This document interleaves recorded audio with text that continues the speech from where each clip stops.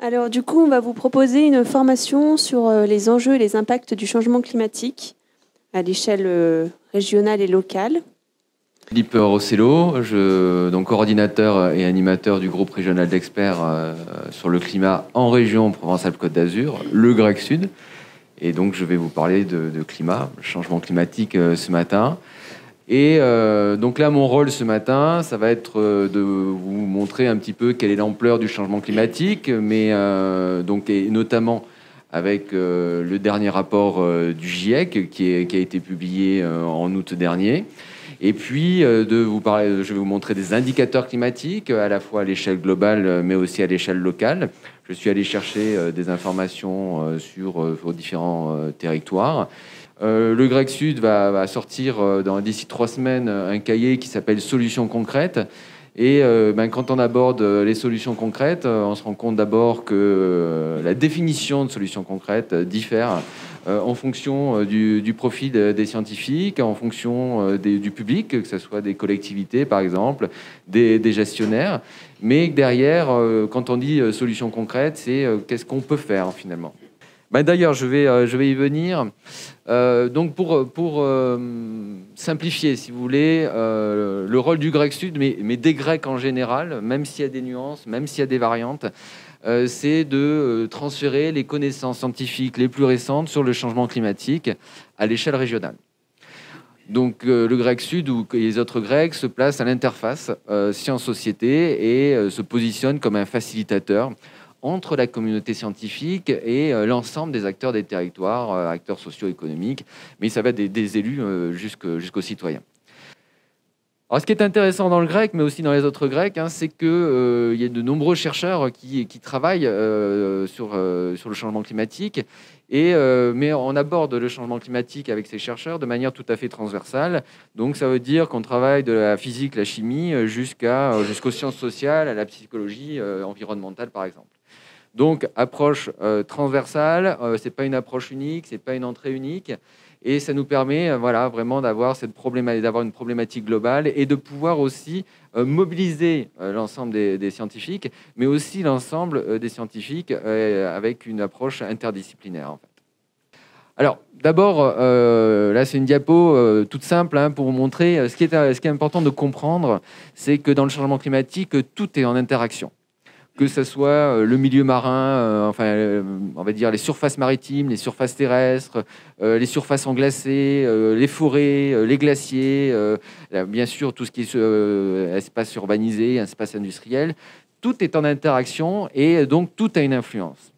Et à partir du moment où il y a un élément qui change, il y a une composante qui change, qui évolue, en fait, tout évolue. Et là, c'est extrêmement important. Alors, vous voyez là qu'il y a des éléments qui sont liés aux activités anthropiques, mais aussi à la nature, tout simplement, le rayonnement, la vapeur d'eau, la quantité de nuages, la composition de l'atmosphère, le réseau hydro, la température de la mer, etc. Donc tout est lié et ça veut dire que même dans la matinée, quand on va parler, il faut se dire que vous soyez un territoire, on va dire aujourd'hui préservé, par exemple comme le Kéra, ou dans vos réserves de biosphère, ou qu'on soit dans des grandes métropoles en France ou ailleurs. En fait, chaque territoire doit s'adapter au changement climatique et doit mener des actions pour réduire les émissions de gaz à effet de serre. Alors, simplement pour comprendre aussi, le changement climatique, c'est le renforcement de l'effet de serre. En fait. On a un effet de serre qui est naturel, qui nous permet d'avoir une température moyenne à l'échelle planétaire de 15 degrés Celsius. Et en fait, cette atmosphère est composée de gaz, d'aérosols. D'accord, par exemple, de vapeur d'eau, donc il y a du dioxyde de carbone, bien sûr, mais donc il y a une composition de cette air, en fait, avec les activités humaines, on perturbe en fait la composition de cette atmosphère. On a apporté en grande quantité des gaz à effet de serre, comme le protoxyde d'azote par exemple, le méthane et le dioxyde de carbone. Et c'est bien parce qu'on a apporté ces gaz à effet de serre dans l'atmosphère qu'on a ce renforcement de cet effet de serre. En fait, c'est le rayonnement infrarouge qui est capté qui ne retourne pas vers l'espace et qui est capté en partie par l'ensemble de ces gaz, molécules, aérosols qui sont dans l'atmosphère. Et en fait, c'est tout le bilan en fait, énergétique planétaire qui est perturbé, et donc quand on compte le rayonnement incident et le rayonnement renvoyé, en fait, on devrait être à zéro. Et aujourd'hui, on n'est pas à zéro parce on garde de l'énergie en fait dans l'atmosphère. Si je simplifie au maximum. Alors, quand on regarde les 400 000 dernières années, on voit que en fait, les fluctuations de dioxyde de carbone sont importantes en fonction des périodes, et on fluctue entre environ 180 parties par million et 300 parties par million. Donc, quand il n'y a pas ces émissions de gaz à effet de serre liées aux activités humaines, on variait ces 400 000 dernières années, en tout cas, entre 180 et 300 ppm. Alors là, on les retrouve, ces variations, vous les voyez en bleu. Et depuis le début de l'ère industrielle, mais encore plus depuis les années 50-60, en fait, on a un taux de dioxyde de carbone qui s'envole, en fait, et qui atteint des taux qui n'ont pas été atteints sur ces 400 000 dernières années. Donc on est environ à 420 actuellement. On était à 417 au printemps, mais on va en reparler. Environ 420. Ça varie, dans l'année, ça va varier. Voilà. Donc ça veut dire que on a ce taux de CO2 qui augmente et qui pourrait augmenter, et c'est ça qui est inquiétant aussi, si on continue comme on le fait à émettre, donc c'est-à-dire à émettre des gaz à effet de serre en grande quantité dans nos pays industrialisés, mais aussi dans les pays en développement qui accèdent à un certain confort et qui veulent aussi consommer et produire comme nous. Et c'est pour ça que dans les scénarios les plus pessimistes, on dépasserait les 650 ppm à la fin du siècle, donc avec un taux tout à fait inédit. Et ce qu'il faut retenir aussi, c'est que quand on a les fluctuations climatiques, la fluctuation de dioxyde de carbone, donc avec cette corrélation, en fait, c'est ce que j'ai pas dit juste avant, corrélation entre les fluctuations des concentrations de dioxyde de carbone et de la température, eh bien, donc là, on arriverait sur des taux extrêmement élevés, et on ne sait même pas, au-dessus de 450, 500, les scientifiques peuvent vous dire ce qui peut se passer à peu près, mais en fait, le changement serait d'une telle ampleur, en fait, qu'il y a beaucoup d'incertitudes. Alors, regardez un petit peu aussi, donc là, par contre, on est sur une échelle, on regarde depuis l'an 1000, les concentrations de protoxyde d'azote, de méthane, de dioxyde de carbone. Et là, on voit que sur la période récente, ça s'est envolé. Et c'est dû à nos activités humaines, à l'industrialisation. Et donc, ces gaz contribuent à l'effet de serre, contribuent au réchauffement climatique et au changement climatique. Là, on regarde encore d'un peu plus près et regardez même l'évolution, ne serait-ce que depuis 1990, depuis 30 ans. Donc, on émettait en 1990 à l'échelle mondiale environ 22 gigatonnes, et on était plutôt autour de 37 milliards de tonnes, c'est-à-dire des gigatonnes, émises en 2018 et 2020. En 2018 et 2019, pardon. En 2020, il y a eu la crise sanitaire, on a été moins 7% environ. Et alors, c'est ce qui est intéressant, c'est qu'on est sur moins 7%. Alors, vous avez vu comme l'activité économique a été ralentie, on a moins roulé, on s'est moins déplacé. En fait, pour atteindre les objectifs de réduction des émissions de gaz à effet de serre pour 2030, c'est-à-dire moins 40% en France, mais on va passer à moins 55% pour s'aligner sur les objectifs européens. Et neutralité carbone en 2050, en fait, il faudrait c'est moins 7% chaque année. Donc, moins 7% en 2020, moins 7% encore en 2021, etc. Donc, c'est vous dire, en fait, c'est un choc. Le moins 7%, c'est un choc vis-à-vis de nos modes de consommation et de production. Nos écosystèmes, en fait, naturels, comme les océans, les mers, les forêts, les zones humides, ne parviennent pas à stocker suffisamment, en fait, de dioxyde de carbone pour compenser les émissions de gaz à effet de serre chaque année. chaque année, chaque jour en fait. Alors la température à l'échelle planétaire a augmenté depuis la fin du 19e siècle d'1,1 degré Celsius en moyenne. Alors c'est 1,1 degré Celsius vraiment à l'échelle planétaire en moyenne. Sur les surfaces terrestres, c'est 1,5 degré Celsius environ. Donc les surfaces terrestres se réchauffent plus vite que les surfaces maritimes. Alors, l'une des conséquences des changements climatiques, du réchauffement climatique, c'est la hausse de la température des mers et des océans, leur acidification aussi. Et là, on le voit, donc à partir des années 1995-1996, on a cette anomalie positive, ça veut dire que la température est plus élevée que la normale depuis maintenant 25 ans.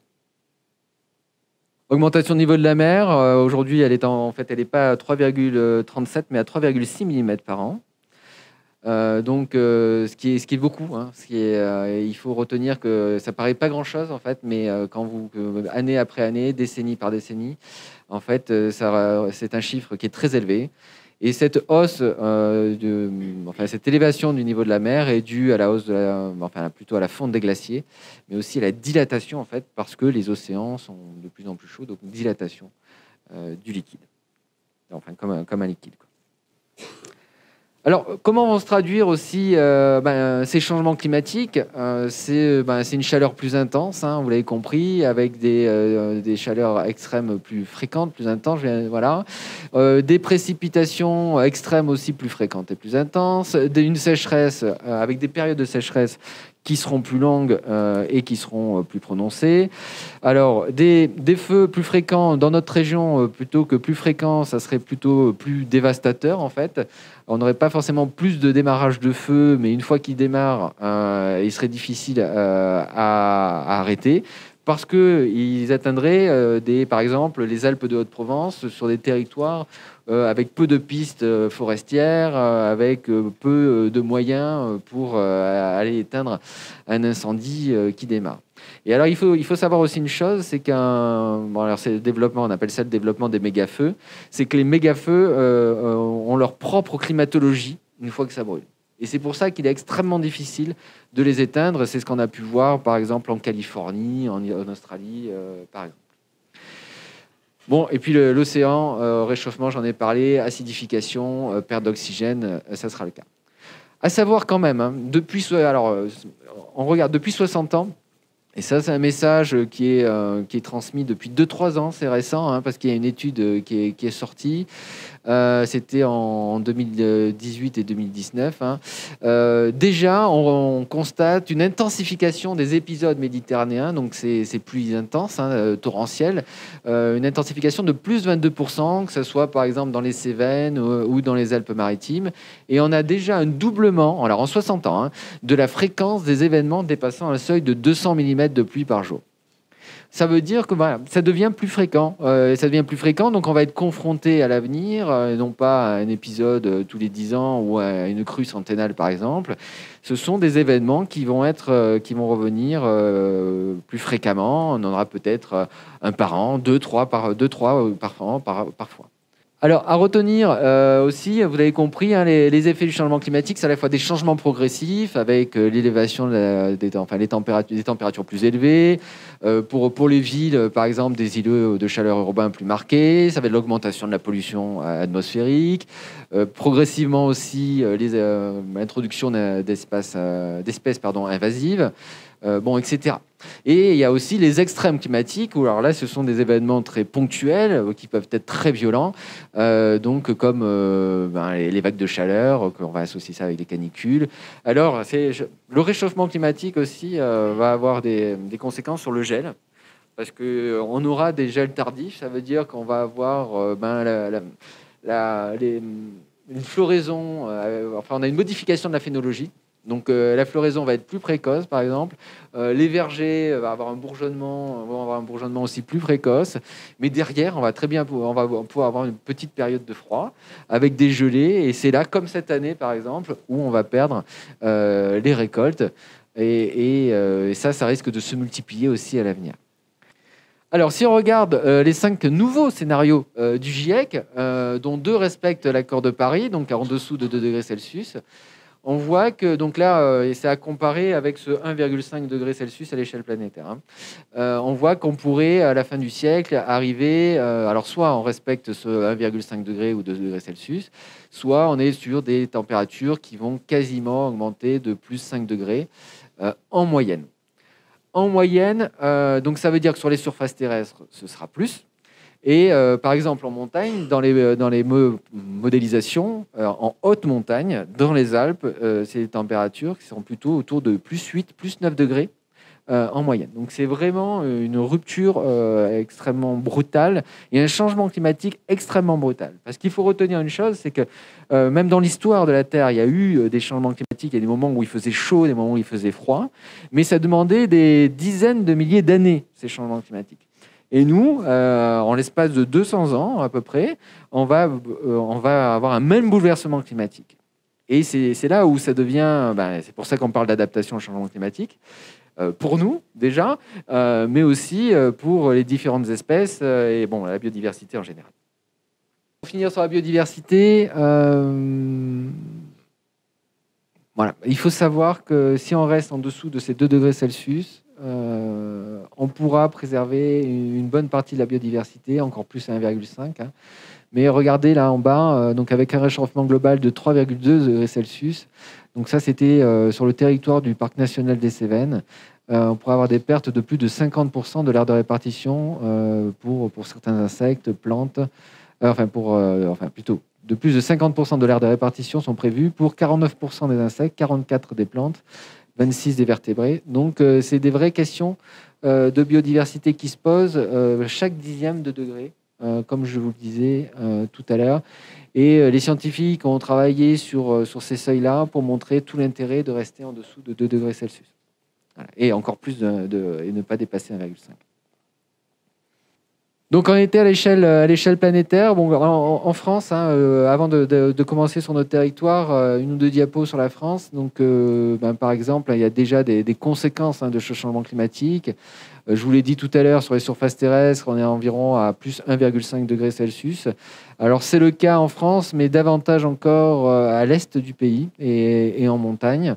En fait, dans les Alpes du Sud, par exemple, on est plutôt à plus 2 degrés Celsius.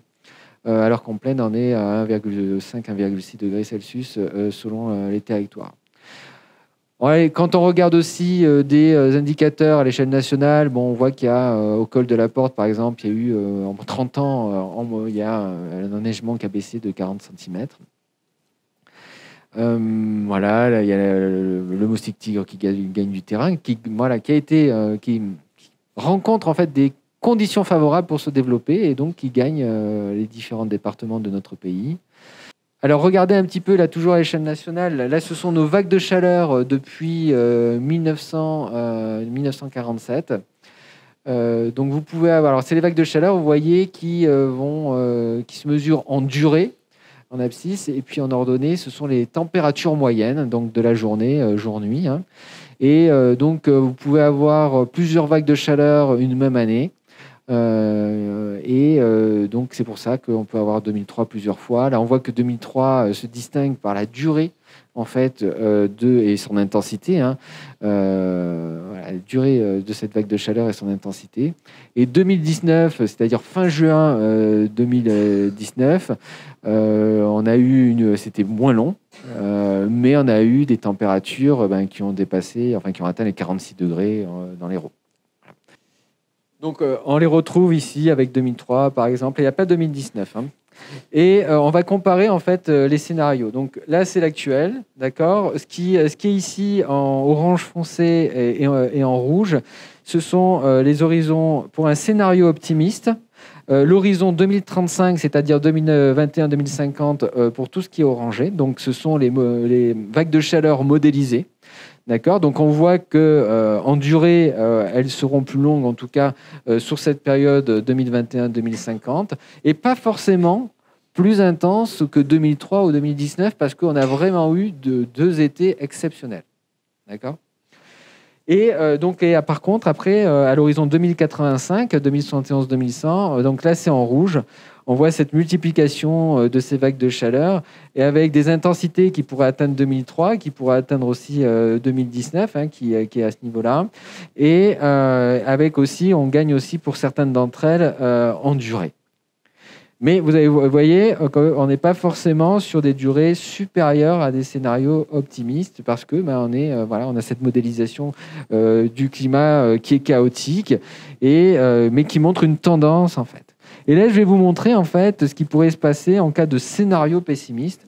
Donc, vous voyez, ici, on est maximum autour de 40 jours, les températures moyennes autour de 30 jours. Alors, c'est déjà énorme. Hein. C'est déjà énorme. Oui, on peut appuyer. Voilà les vagues de chaleur qui sont modélisées à l'avenir en cas de scénario pessimiste. Et vous voyez qu'on pourrait avoir chaque année des vagues de chaleur qui pourraient dépasser les 60, 70, 80 jours par an, ce qui est absolument colossal. Et des températures moyennes qui pourraient atteindre 32, 33 degrés, voire plus. Donc, température moyenne sur la journée, incluant la nuit. Donc ça veut dire qu'avec la multiplication aussi des nuits tropicales, quand la température ne descend pas en dessous de 20 degrés Celsius, et en ville, c'est plutôt 25, 26, 27, voire davantage. Donc vous voyez un petit peu, là c'est le scénario à éviter. À absolument éviter, parce que là on passerait vraiment dans une autre ère. On aurait un climat qui aurait complètement changé, qui se serait transformé et qui remettrait en question en fait toutes nos activités humaines dans notre région notamment. Mais là, ce que je vous montre là, en fait, c'est même pas notre région, hein, c'est la France entière. Les températures dans la journée pourraient dépasser les 50 degrés en Méditerranée, mais aussi au nord de la France. Ils seraient gâtés eux aussi, même dans le nord-est, à Paris aussi. Il n'y a que la Bretagne qui serait en fait un peu préservée. Alors regardez un petit peu ce qui se passe à l'échelle de la région. Donc là, on a les anomalies de température, mais seulement depuis ces 60 dernières années. Et on voit que depuis les années 84-85, ces anomalies sont systématiquement, ou presque systématiquement, positives. Ça veut dire qu'on a bien cette hausse de la température. Alors, et ce qui est intéressant, c'est aussi ce que vous avez dit tout à l'heure avec cet été qui n'a pas été très, très chaud, hein. Mais on voit en fait qu'on a bien cette variabilité interannuelle. Donc, on va avoir une année chaude, une année sèche, enfin une année fraîche plutôt, ou un été sec, un été frais ou chaud. Mais de manière générale, même si on a cette variabilité interannuelle, on est toujours ou presque au-dessus de la normale. Ici, c'est la normale 1961-1990. D'accord ? On aurait une normale, comme on voit Météo France parfois, 1976-2005. Les anomalies sont un petit peu moins prononcées sur ce côté-là, à ce niveau-là, mais on aurait ces anomalies positives de toute façon sur ces 20-25 dernières années.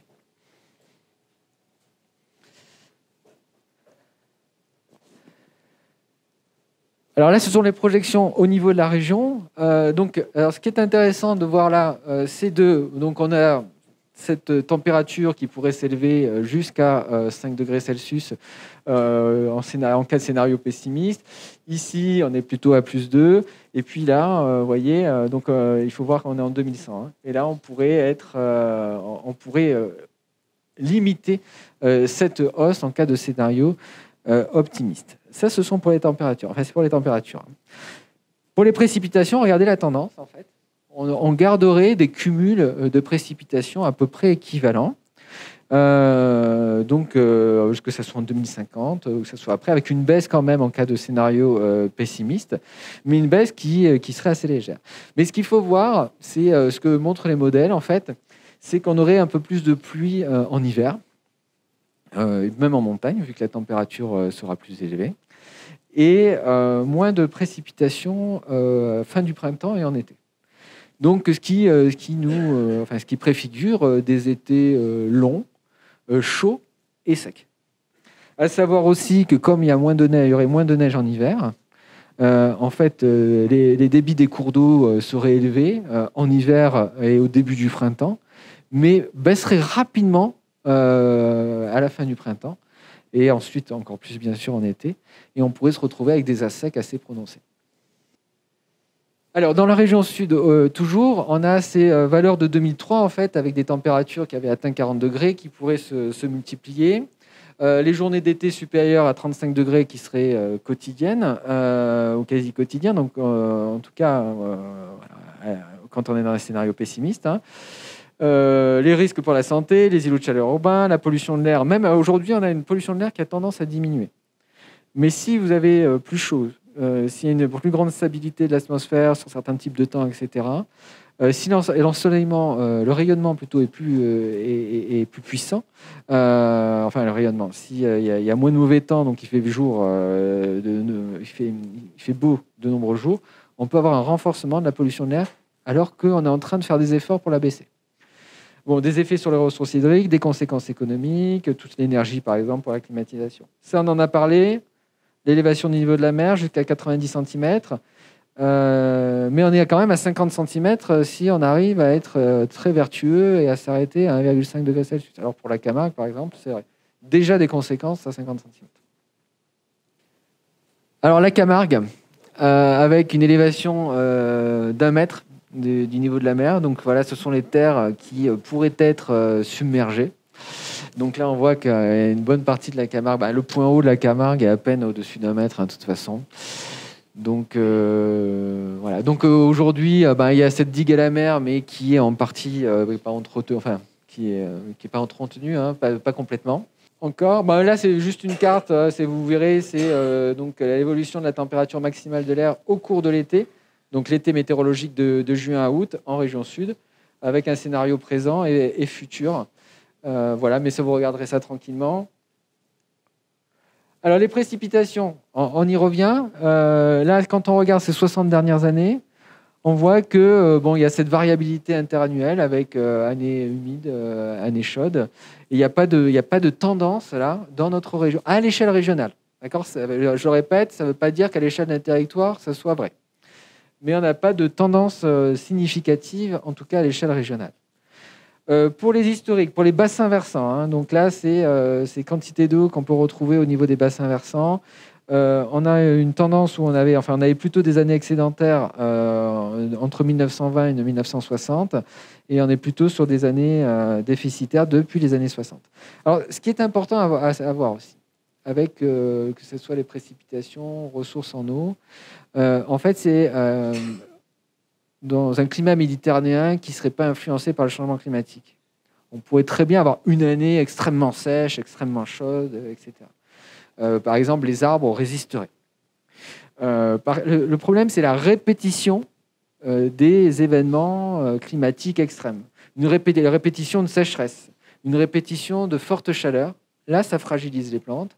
Et il y a des arbres qui, avec cette répétition, ils auraient pu résister avec un épisode, mais quand ils en ont 2 ou 3 d'affilée, puis une bonne année, une année moyenne, hop, ils retournent sur la sécheresse, par exemple. Là, ça les fragilise.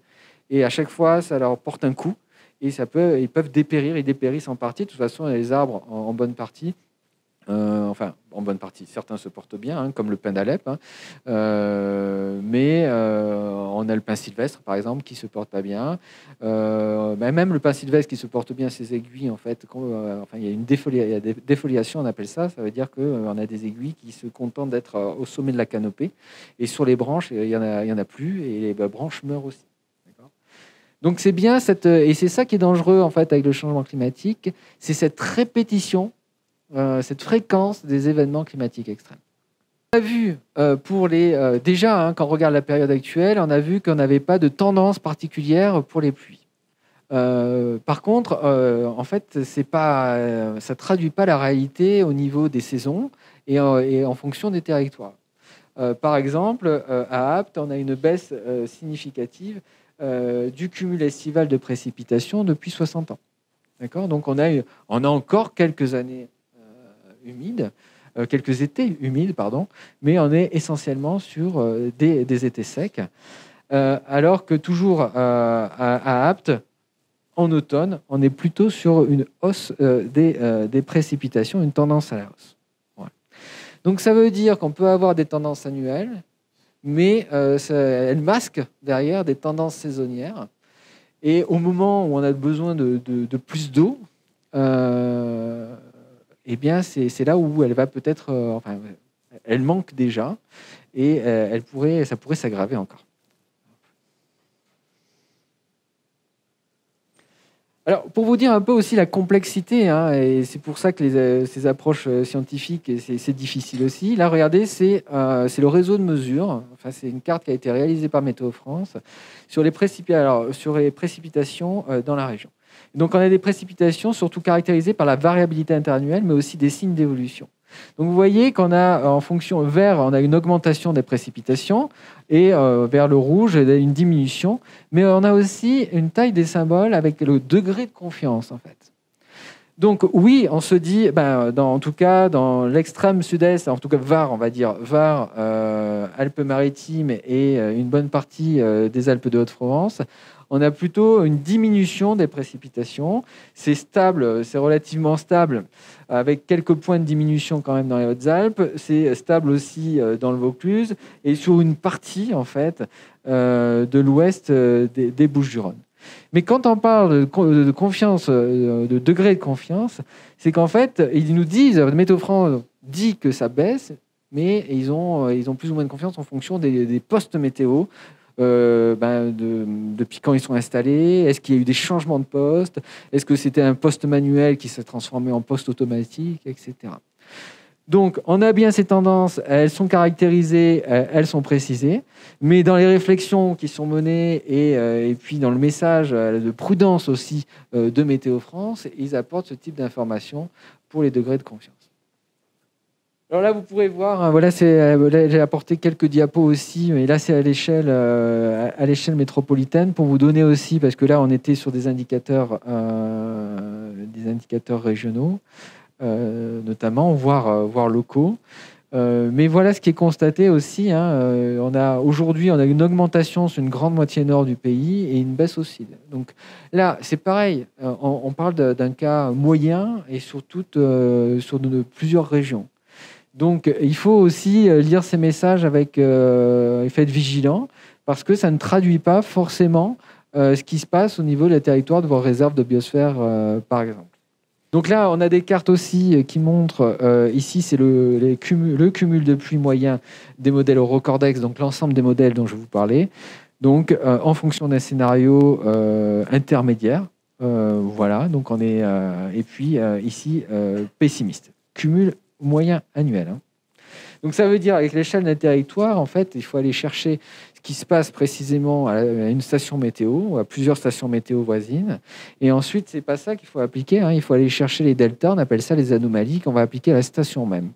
C'est comme ça qu'on arrive à avoir des résultats locaux et territoriaux. Vers une forte augmentation du risque de grand feu, je l'ai dit tout à l'heure, vous voyez qu'à l'avenir, ce risque-là pourrait grandir jusque dans les Alpes de Haute-Provence, au sud-ouest des Alpes de Haute-Provence. Le Var serait quasiment en totalité concerné, les Bouches-du-Rhône, le Vaucluse aussi, sauf vraiment les espaces montagnards. Mais quand vous voyez déjà, par exemple, au Mont Ventoux, l'état de la végétation en plein été, ça pose question. Alors tout à l'heure, je vous en parlais, donc en fonction de différents paramètres, à différents horizons, que ce soit 2050 ou 2100, eh bien, par exemple, le climat de Marseille pourrait être celui de Naples. Donc ça, c'est dans une analogie en 2050, pas en 2100, 2050, avec un scénario pessimiste, par exemple. Et là, par exemple, ici, Nice pourra avoir le climat de Bizerte en Tunisie. Donc là, quelques cartes peut-être pour le Verdon. C'était Parc naturel régional du Verdon qui avait commandé ces cartes-là. Donc ici, le climat, là c'est l'exemple de la température maximale moyenne de l'air en été. C'est aujourd'hui, d'accord, avec des températures, avec des classes tous les demi-degrés. Donc là, c'est pareil, même carte que pour le Verdon. Ici, c'est la température maximale moyenne de l'air en été, cette fois-ci. Vraiment, là, on est sur le climat actuel, 1998-2017. Et si on continue, là, on a l'élévation. On voit cette température qui évolue et cette température qui augmente dans les vallées et qui gagne les sommets. Et ça, c'est des cartes qui peuvent être précieuses à condition de les combiner à d'autres indicateurs climatiques. D'accord ? Parce que c'est une information que vous pouvez mettre dans les systèmes d'information géographique, les combiner à l'occupation de surface, aux surfaces forestières, aux surfaces agricoles, etc. Donc, c'est bien, voilà, là je vous présente ces cartes-là, on voit cette différence, on se dit, ah waouh, ça va augmenter, mais ça a un intérêt, surtout si on les utilise et si on les croise avec d'autres informations. Voilà, donc là c'était cette fois-ci pour les précipitations. Augmentation en hiver, baisse en été et en automne dans le Kéra. C'est là où on voit qu'en fonction des territoires, on peut avoir des contrastes aussi et des variations différentes, avec une augmentation des cumuls de précipitations les plus extrêmes, un recul des précipitations neigeuses au profit des précipitations liquides en hiver, la diminution de l'épaisseur de neige. Alors, intéressant aussi, hein, c'est le seuil de 50 cm d'épaisseur de neige plus rarement dépassé. Ça veut dire qu'on aura au sol, on aura une quantité de neige qui va diminuer. Et même si on a un hiver plutôt neigeux, comme la température va être élevée, ce manteau neigeux sera quand même assez réduit parce qu'il va fondre sous l'effet des températures. Et ça, entre 1500 et 1800 mètres d'altitude. Hein, et ce seuil sera moins fréquemment dépassé aussi, même au-dessus de 2100 mètres, jusqu'à 2700 mètres. On est quand même en haute altitude là. Bon, je vous parle, voilà, pareil pour le 100 mètres. Et le maximum d'équivalent en eau du manteau neigeux va baisser, et ça, c'est des conséquences sur les ressources en eau, les ressources hydriques, à la fin du printemps notamment. Pareil, ici, pour ceux qui veulent aller chercher, il y a un lien. Alors, je vous mettrai les fiches. Alors, les fiches, je ne sais pas si le parc les distribue ou pas, mais il y a les différentes fiches. Alors, soit je les mettrai à disposition ou pas. Le parc me dira. Ah, déjà ? Ah, bah alors je mettrai plutôt le lien. Voilà. OK. Allez, on continue. Alors là, je n'ai pas parlé des glaciers de surface, pour finir là-dessus, enfin en tout cas, mais des glaciers rocheux, parce qu'on en a encore 1500 dans les Alpes du Sud. Et ils sont en cours de dégradation et par fonte accélérée, en fait. Hein. Alors là, on clique en nouveau. Alors là, c'était les fourchettes d'incertitude dont je vous parlais tout à l'heure en fonction des différents modèles. En fait, il faut savoir que souvent, quand on vous donne un chiffre, comme je vous ai donné ce matin, c'est une médiane. D'accord, je vous l'ai dit. Donc, un résultat médian des différents résultats des modèles. Bon, en fait, là, si vous regardez, par exemple, ici, c'était les cumuls, les deltas moyens des températures moyennes de l'air en 2035. Oui, c'est ça. Non, c'est 2026. Je ne vois pas d'ici. C'est tellement pixelisé. 2026-2045. Donc, par exemple, on prend le mois de mars. En fait, les modèles, un quart des modèles donne une température qui ne va pas varier, par exemple, ou qui va être même inférieure à aujourd'hui. Un quart des modèles va vous donner une température qui devra être supérieure à 0,8.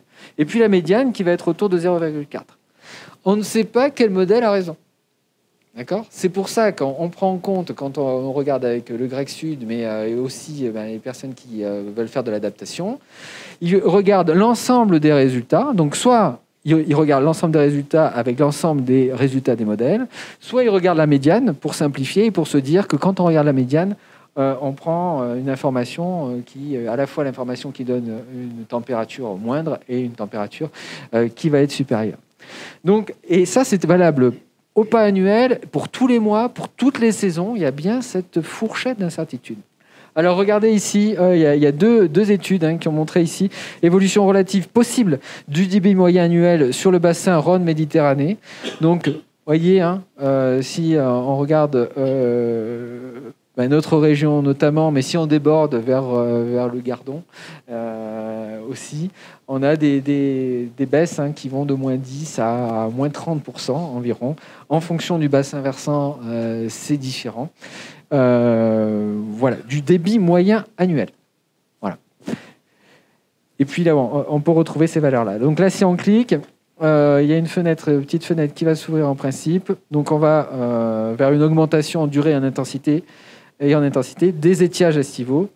Et puis ici, c'est ce qui a été remarqué aussi par cette étude, c'est une diminution significative des débits au mois de mai et juin, par exemple. L'autre étude, ici, et c'était dans le cahier des Cévennes, ici, c'est la variation relative des débits estivaux et des débits annuels entre les périodes 1960-1990 et la fin du siècle. D'accord ? Donc, on va prendre plutôt 2085. En cas de scénario pessimiste, on voit que globalement, les débits estivaux baissent. Les débits annuels, il y a un peu plus de nuances, mais dans notre région, on est plutôt sur une baisse, et une baisse significative. En fait. Fin du siècle, scénario pessimiste, l'idée étant de ne pas arriver à ces niveaux-là. D'accord ? Alors, juste quelques mots là sur l'accro. Je vais en 5-10 minutes, je vais essayer de... Voilà. Souvent, je prends cet exemple-là, et là, ça me semblait adapté. En fait, on a, je ne sais pas si vous connaissez la nappe phréatique de l'accro, qui est au sud des Alpilles, qui est entre les Alpilles et la mer, en fait. On a une nappe phréatique qui alimente en eau potable, par exemple, Saint-Martin-de-Crau et Salon de Provence. Donc c'est une nappe phréatique qui a un fonctionnement totalement atypique en Méditerranée. C'est en été qu'il y a le plus d'eau. Il y a même des affleurements, il y a des zones humides en plein été, parce que le niveau de la nappe augmente, et puis ça déborde quelque part, et on a des zones humides. C'est totalement inédit en zone méditerranéenne, parce qu'en principe, c'est là où, quand il fait le plus chaud, il fait le plus sec, c'est là où le niveau est le plus bas. Je vais vous le dire. Donc, en fait, cette nappe phréatique est alimentée par les précipitations, qui sont autour de 500-600 mm dans l'année, plutôt 600, et par une chose, c'est par l'eau de la Durance.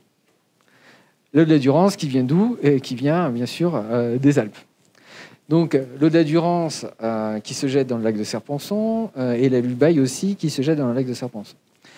Et en fait, donc, des prélèvements, il y a un système d'irrigation qui est mis en place pour venir en fait irriguer des prairies qui sont inondées. C'est de l'irrigation gravitaire. Donc, l'eau est prise depuis la Durance. Ces canaux contournent les Alpilles et vont jusqu'à ces prairies irriguées. Mais cette eau, alors comme on inonde ces très grandes surfaces de prairies irriguées qui servent de foin, notamment pour les chevaux de course, enfin c'est du foin de qualité, AOC, etc. Donc en fait, ils inondent l'eau gravite et va dans la nappe phréatique en fait. Bien sûr, ça profite aux prairies, mais il y a de très grandes quantités d'eau qui vont dans la nappe phréatique, et c'est même l'eau de la Durance qui alimente davantage la nappe phréatique que les précipitations. Et comme l'irrigation est très forte en été, le niveau de la nappe phréatique monte, et c'est là où on a le plus d'eau. Donc, vous voyez, là, c'était l'accro qui est ici. Et donc, cette dépendance de ce territoire-là avec le bassin versant de la Durance et de l'eau qui vient des Alpes. Voilà à quoi ressemble. Sinon, là, il y a des prairies irriguées, c'est tout vert. D'ailleurs, c'est joli. C'est au pied des Alpilles. Mais s'il n'y avait pas l'irrigation, voilà à quoi ça ressemblerait en été. C'est pas pour rien la plus grande steppe d'Europe qui est sèche en fait, notamment en été. Voilà, les ressources en eau, vous pourrez lire tranquillement. Je vous ai mis de nombreux points avec des solutions. Donc, continuer à répondre aux besoins en eau, bien sûr, à l'avenir, malgré les nouvelles contraintes climatiques. Assurer un meilleur suivi des cours d'eau dans le temps pour définir leur évolution. Mieux évaluer les quantités d'eau prélevées ces 20 prochaines années, tous secteurs confondus. Sensibiliser les publics pour économiser l'eau. Ça, c'était, et ça peut être appliqué, en fait, je l'ai mis là exprès, parce que ça vient des ateliers de transition du PNR du Kera. Et en fait, on se rend compte que ça pourrait être appliqué à de très nombreux, ce qui a été dit, à très nombreux territoires. Voilà, et là, on arrive à la partie plutôt de discussion, transition. Sur les transitions, alors, on peut passer la diapo. Juste, vous verrez aussi dans les diapos, je rappelle un petit peu la définition d'une transition. Ça avait été dit d'ailleurs aussi aux ateliers du PNR du Kera, la transition énergétique et écologique. Mais quelle autre transition ? Je vous pose la question. Parce qu'on parle essentiellement énergétique, écologique, mais quand on parle de transition, on parle de quoi ? Alors, sociale, transition économique, transition politique. En fait, quand on s'attaque aux transitions énergétiques et politiques, en fait, c'est toute la société qu'il faut changer en profondeur. D'accord ? Industrielle aussi, mais là, ça va faire partie surtout de la transition énergétique, en fait. Mais donc, voilà, les transitions, il faut voir que quand on s'engage dans les transitions, ça veut dire qu'on s'engage à changer les pratiques, je disais, en profondeur de notre société, nos pratiques individuelles et nos pratiques collectives. Ça ne veut pas dire contrairement à ce que je peux entendre, que on va demain, on n'aura plus le confort d'aujourd'hui, on habitera dans une grotte, bon, etc. D'accord ? Ça ne veut pas dire ça. Ça veut dire qu'on transforme simplement nos moyens de production et de consommation pour pouvoir répondre aux défis climatiques. Et là, il existe des solutions. Hein. Donc, bon, on a parlé de l'eau, de moins gaspiller, de mieux la gérer, peut-être de stocker l'eau en hiver pour pouvoir ensuite, et puis au début du printemps, pour ensuite pour avoir de l'eau au cours de l'été. Donc, c'est pas forcément des choses aussi totalement nouvelles. On est dans un contexte méditerranéen. On a toujours eu cette variabilité interannuelle. On a toujours eu des étés chauds, par exemple. Sauf que là, les contraintes seront encore plus fortes. Mais si elles sont plus fortes, ça veut dire qu'il faut aller plus loin dans l'évolution de nos pratiques. Alors, si on continue. Alors, ça, c'était vraiment, vous verrez, il y a 2 diapos là, sur la COP21. C'était les enjeux qui avaient été identifiés lors de la COP21. Mais on en a parlé toute la matinée, sur les impacts de la ressource en eau, la hausse probable des événements extrêmes, les écosystèmes forestiers en souffrance, l'évolution de la phénologie, que ce soit donc pour les vignes, les arbres fruitiers, bon, etc.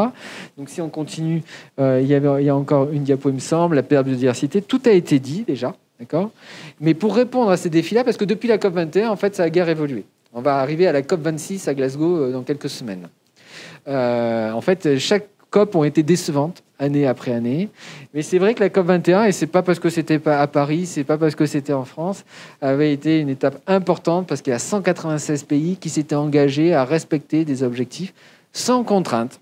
Donc c'est pour ça qu'aujourd'hui les engagements n'ont pas été respectés.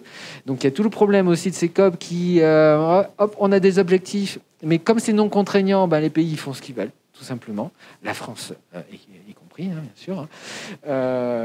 Donc, mais voilà, ce sont les enjeux. Si on continue,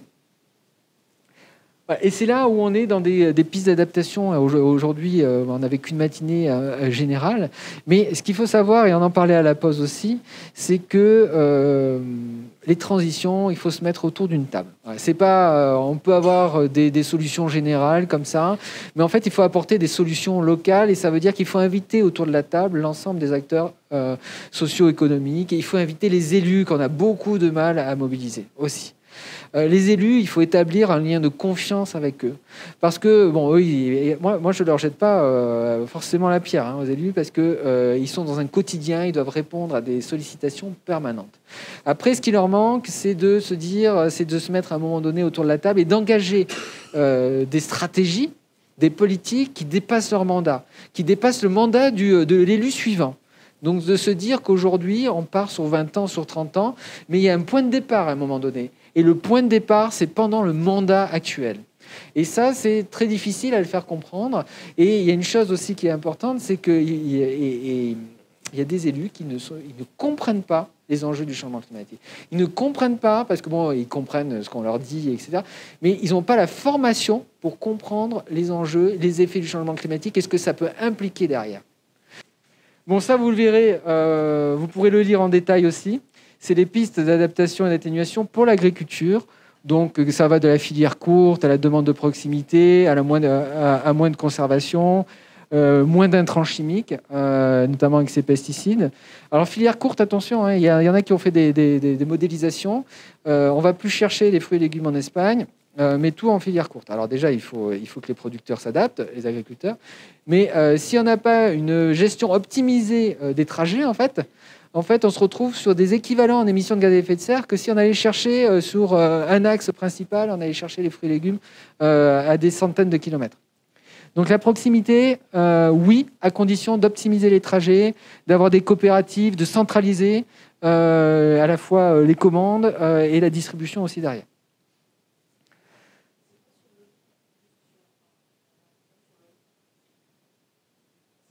Ah ben là, c'était en Camargue notamment. Donc on essaie de pas être sur les plus basses terres, donc qui peuvent devenir salées. Donc c'est des pratiques un peu différentes. Alors on peut continuer. Là c'est en montagne, donc pareil vous pourrez lire tranquillement en fonction des territoires. Donc bon, ce qui peut être pas mal, c'est qu'en montagne il peut avoir des effets bénéfiques, positifs pour l'agriculture. avec un rendement un peu plus élevé, des terres utilisables, alors qu'aujourd'hui il fait trop froid.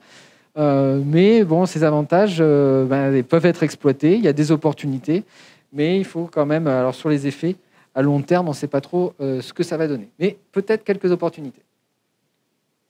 Bon, ça vous verrez, c'est un petit dessin où les vaches montent plus haut. Bon, après, c'est tout ce que la gestion adaptative, le renforcement aussi de la séquestration du carbone dans les sols, dans les sols agricoles, dans la forêt.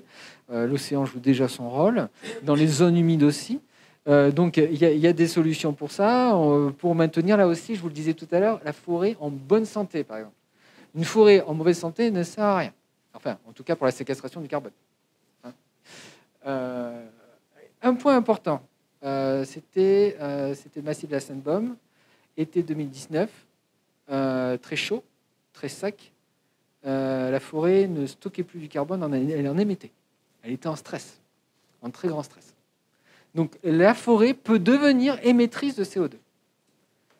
Et ça veut dire qu'à l'avenir, si on a plus grande canicule, plus grande sécheresse, eh bien, notre stratégie d'atténuation grâce à nos écosystèmes forestiers pourrait être mise à mal par cette constatation-là. Ça a été fait, c'est l'INRAE qui a constaté en 2019.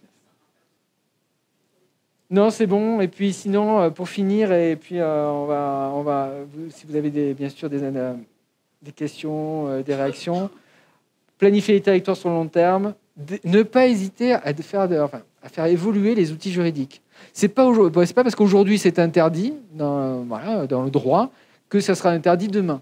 Donc si par nécessité, alors notamment sur le littoral par exemple, là, sur les questions littorales où ça se pose déjà, sur la délocalisation, le droit peut évoluer, les outils juridiques peuvent évoluer pour pouvoir permettre le déplacement de personnes, l'indemnisation de personnes aussi, etc.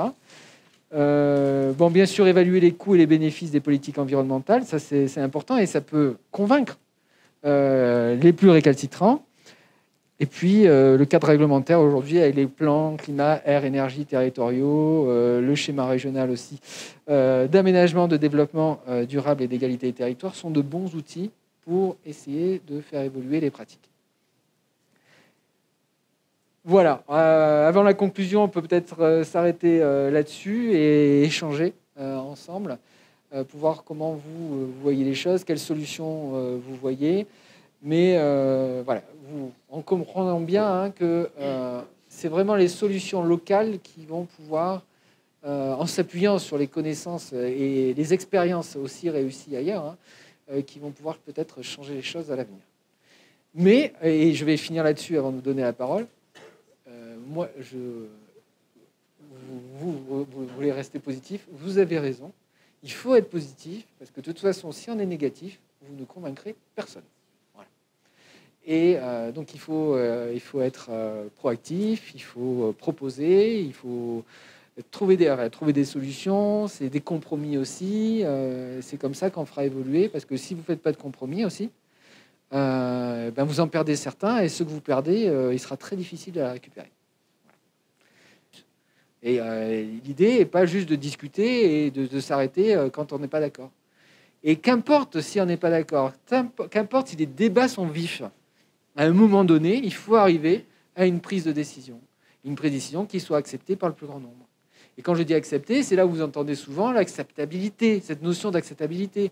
On l'a entendu 1000 fois pour la crise sanitaire, d'accord ? Mais elle est tout à fait valable aussi pour le changement climatique. Comment faire accepter des pratiques ? Jusqu'où on peut aller ? Pour quel public ? Parce qu'on ne peut pas appliquer les mêmes recettes non plus pour les personnes qui sont en difficulté et ceux qui ont des moyens importants, des moyens financiers importants. Et ça ne veut pas dire qu'il faut dépouiller non plus les gens qui ont des moyens importants.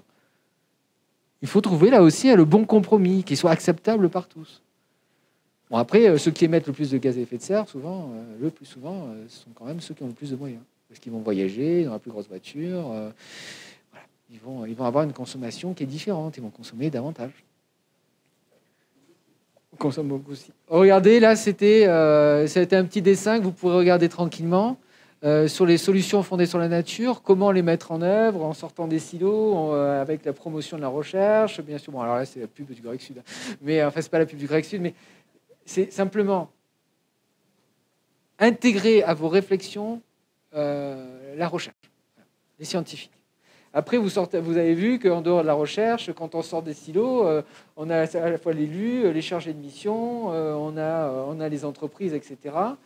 On a les convergences économiques, ça c'est important, hein, l'économie est peut-être un excellent levier pour mettre en place des pistes d'adaptation. Pour convaincre même les lobbies aujourd'hui, c'est de dire, aujourd'hui vous avez...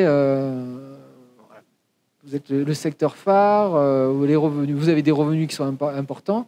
Si vous transformez vos moyens de production, demain, vous allez certainement conserver le leadership.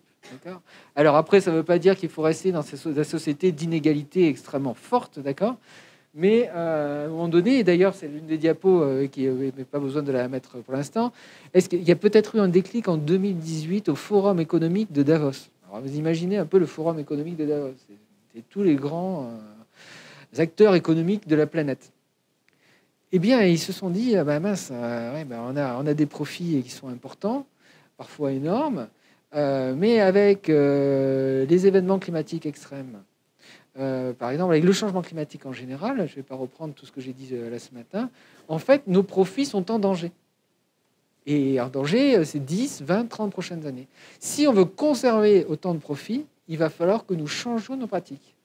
Et aujourd'hui, les acteurs économiques, alors ils ne l'ont pas encore fait, mais se tendent vers des investissements massifs pour transformer leurs moyens de production et pour proposer des outils à la consommation qui ne renforcent pas le changement climatique. Mais alors, on va dire pour une mauvaise raison, c'est pour l'argent. Mais peut-être que l'argent, ça va être ça le principal levier de ce changement et ce levier des transitions. Alors ça ne va pas régler tous les problèmes de nos sociétés, hein, si on reste dans ces mêmes logiques. Mais en tout cas, c'est là. Voilà. Donc il y avait la crise de l'eau, les échecs actuels pour les politiques d'adaptation et d'atténuation, les événements extrêmes, la dégradation rapide des écosystèmes, l'érosion de la biodiversité, etc. Ça fait partie des premières préoccupations des grands acteurs économiques de ce monde. On peut voir les choses de manière positive, si on le voit sous un certain regard, sous un certain angle. D'accord ? Et ça veut dire que eux, s'ils font les efforts, si les différents territoires font des efforts, si nous faisons des efforts à l'échelle, à notre échelle individuelle, ça peut marcher. Non ? Ce qui est marrant, on parlait du coup du réchauffement climatique, on arrive à la gestion des ressources en eau, c'est merveilleux, ça nous touche, ça nous impacte directement. Les gens réagissent souvent quand ça touche au porte-monnaie ou quand ça touche à la santé. Et on sait que les 3/4 des cancers aujourd'hui, 75% des cancers sont dus à une mauvaise alimentation et une mauvaise hygiène de vie, soit la fumée, l'alcool et l'alimentation. 75% des cancers sortent de là, quoi. Après, ce sont d'autres facteurs. Et voilà, quelqu'un qui, dans une commune, se dit, mon indice de qualité de vie, ici, c'est ça, parce que les habitations, c'est comme ça. Toutes les ressources en eau, on en a une meilleure gestion. Et la qualité de vie qui intègre aussi des notions de santé. Ça peut rejoindre, en fait, au débat, quoi. Parce qu'après, avec la gestion des ressources en eau, bien sûr, on irrigue des parcelles pour faire quoi ? Pour manger aussi. Et la plupart de ce qu'on mange aujourd'hui, beaucoup font des choix alimentaires autres, justement, à cause des problématiques de ce qui sort de nos sols. Voilà, c'est un indicateur qui peut peut-être rejoindre le débat pour accélérer, parce que, comme je disais, les gens, ils bougent à partir du moment où ça touche le porte-monnaie ou la santé, quoi. Alors, la santé est un excellent levier aussi. Vous avez tout à fait raison. Et d'ailleurs, nous, on insiste davantage aussi dans nos interventions sur la santé. Après, le problème de la santé, c'est que souvent, quand on en parle, les gens assimilent l'information, prennent l'information sur le moment. Regardez, ça fait des dizaines d'années qu'on dit que la pollution de l'air tue. C'est des dizaines de milliers de morts en Europe chaque année. On prend notre voiture quand même. On habite à côté d'un axe routier parfois. Donc, et pourtant, il y a Voilà, il y a l'Europe aussi qui agit pour réduire ces seuils, les taux de concentration dans l'atmosphère, que ce soit les particules en suspension, le dioxyde d'azote, etc. Mais voilà, on a conscience de ça, que ce soit à l'échelle européenne, à l'échelle française, des morts précoces, des malades. Alors, c'est pas forcément une mort, ça va être un cancer, ça va être notre système respiratoire qui est atteint, etc. Ça va être davantage d'allergies aussi. Et pourtant, le matin, on sort de notre voiture, on sort de notre maison et on prend la voiture, quoi. Et voilà. Et ça, c'est pas là pour l'ensemble, une grande partie des Français. Et voilà, il y en a toujours autant de camions sur la route, alors qu'on a des solutions pour mettre toutes les marchandises sur des péniches. Non, on n'appelle pas ça des péniches, des barges, pardon. Et puis sur rail, et on ne le fait pas. Voilà, mais oui, les transitions représentent une opportunité unique, hein, il faut se le dire, hein, pour limiter les effets du changement climatique, tout en transformant notre société et nos territoires de manière très positive. On peut voir cette transformation comme quelque chose de très positif pour aller vers des territoires plus accueillants, où il ferait le bien-être et le mieux vivre serait plus important, etc. Transition et économie ne sont pas antinomiques, bien sûr. Ça, c'est vraiment pour dire que c'est pas parce qu'il y a une transition que c'est l'effondrement de notre économie. Pas du tout, et peut-être même au contraire. Les détransitions peuvent dynamiser l'activité économique, générer des économies, améliorer la qualité de vie des habitants, à condition de s'engager résolument dans la mise en œuvre de ces pistes. Voilà. Et alors, juste avant, n'ayez pas peur non plus, vous-même, quand vous parlez des mots sobriété, non gaspillage. Là aussi, c'est pas parce qu'on parle de sobriété qu'on parle qu'on ne bouge plus, on est figé chez nous, on ne fait plus rien, on ne se dépasse plus, on ne mange plus que certaines choses. Ça ne veut pas dire ça. La sobriété, c'est juste qu'on ne consomme pas inutilement et on essaie de ne pas gaspiller aussi. Finalement, en parlant d'activité humaine, ça criminalise un peu le consommateur ou l'utilisateur, hein. Mais à mon sens, l'activité industrielle est quand même celle qui contamine le plus.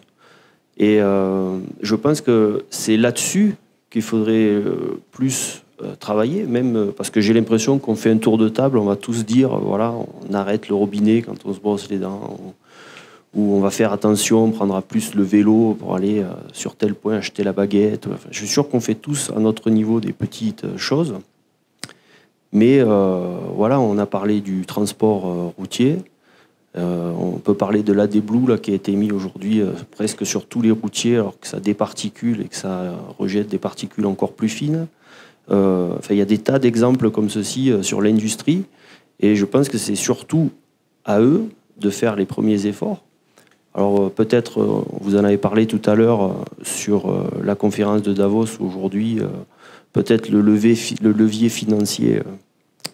Mais je pense que criminaliser l'utilisateur final, c'est peut-être pas la bonne direction à prendre, quoi. Alors, peut-être que vous l'avez compris comme ça, les mots que j'ai utilisés vous ont fait comprendre les choses comme ça, mais en fait, non, quand je dis changer, transformer les moyens de production, c'est l'industrie.